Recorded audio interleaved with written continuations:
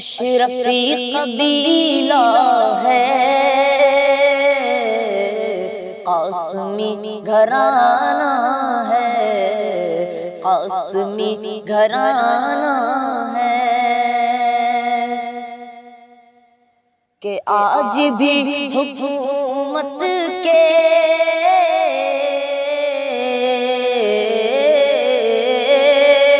आज भी हुकूमत के पाँव उखाड़ सकती है, आज भी हुकूमत के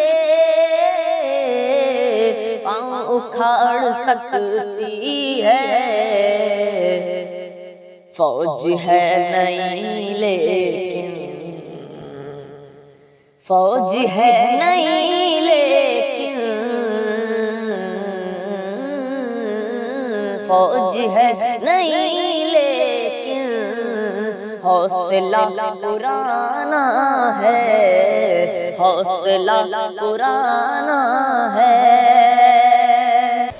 नमस्कार दर्शक बिन, हम फायजा फामिदा। अभी हम सब आयल छी जनकपुर धाम के जामिया सल्फिया मदरसा में, जेठाम मुस्लिम कल्चर के मुस्लिम समुदाय के बच्चा सबके पढ़ाई हुई है। जे मदरसा में अभी हम सब आयल छी शिक्षा दे रहा है तई विषय पे अतः के जे मौलाना साहब है, जे अतः के जे मदरसा के प्रतिनिधि सब है, उनका सबसे बातचीत करब, अपने सब बनल रहूँ। इसी तरह हमारे बीच मदरसा अल जामिया सल्फिया मदरसा के प्रिंसिपल साहब है, उनसे बात करते हैं। जी अस्सलाम वालेकुम, आपका परिचय? वालेकुम सलाम वरहमतुल्लाह वबरकातुहू। मैं नूरुल हुदा अंसारी, मैं बीरगंज से ताल्लुक़ रखता हूँ। आप इस मदरसे के आपका इस मदरसे में रोल क्या है? मैं यहाँ का प्रिंसिपल के रूप में काम कर रहा हूँ, सदरुल मुदर्रिसीन के तौर पे काम कर रहा हूँ। तो यहाँ पर कितने क्लास तक की स्टडी करवाते हैं आप? हम लोग आधुनिक शिक्षा को लेकर पीजी से लेकर के और क्लास 8 तक जो नेपाल सरकार का पाठ्यक्रम है, विषय वस्तु है, उसको लेकर हम लोग पीजी से लेकर के और कक्षा 8 तक हम लोग आधुनिक शिक्षा दे रहे हैं। और कक्षा 8 से ख़ास तौर से हम लोग अरबिक तालीम, जिसमें आपको Islamic jurisprudence, Arabic literature, English literature, इसी तरह से आपको इस्लामिक संबंधी जो भी साइंस डेवलप हुए हैं अब तक, उसमें हिस्ट्री समेत, उसमें ज्योग्राफी समेत अपने मुल्क का, इसी तरह से आपको जो पर्सनल लॉ है उसको भी पढ़ाते हैं। और इसी तरह से हम लोग कंपैरेटिव स्टडी ऑफ रिलीजन भी यहाँ पे हमारे सिलेबस अंतर्गत है। और यहाँ पे आपको पॉलिटिक्स भी है, सियासियात के नाम से हम पढ़ाते हैं। और इसी तरह से अर्थशास्त्र भी हम पढ़ाते हैं, माशियात के नाम से यहाँ पढ़ाते हैं बच्चे। ये सारी सब्जेक्ट आप खुद पढ़ाते हैं या फिर उसके लिए टीचर रखे हुए हैं? हमारे पास जो हमारी पूरी टीचर की टीम है, बहुत डेडिकेटेड टीम है, हम पे उनके ऊपर पूरा भरोसा है।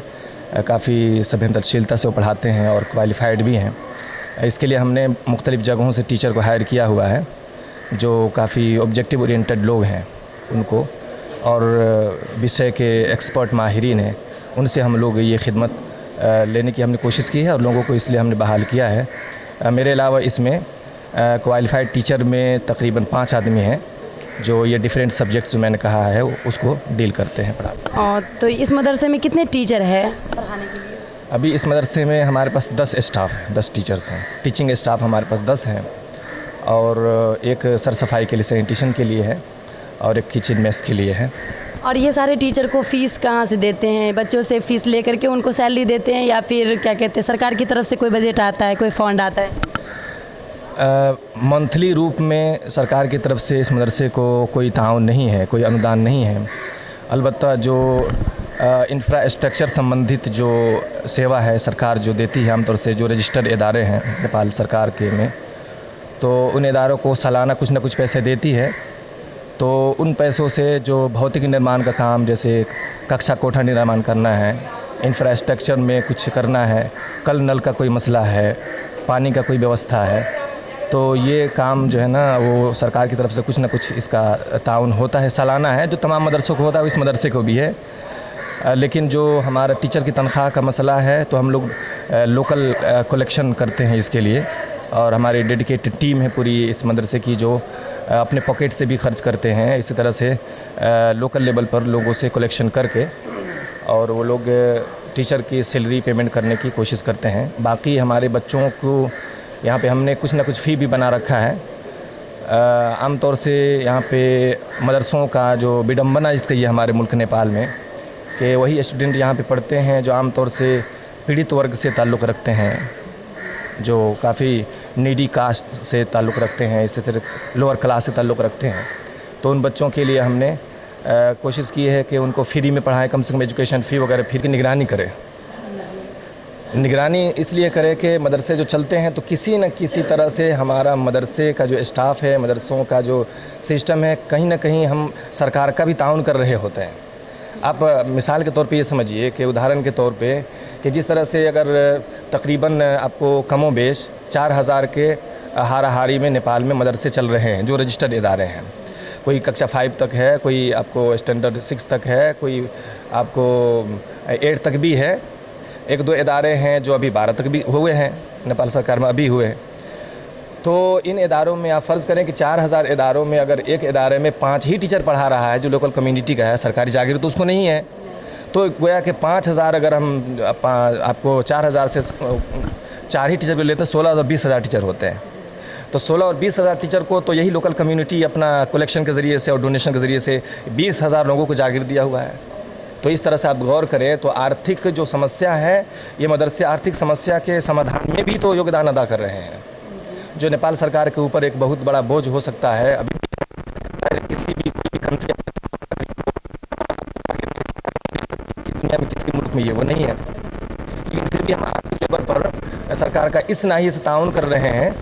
तो सरकार को ख़ासतौर से अपने के लिए, इसकी सर्वोत्कृष्ट उन्नति के लिए, समृद्धि के लिए मदरसों को भी अपने मिनिस्ट्री में लेना चाहिए और मदरसों पे निगरानी रखना चाहिए।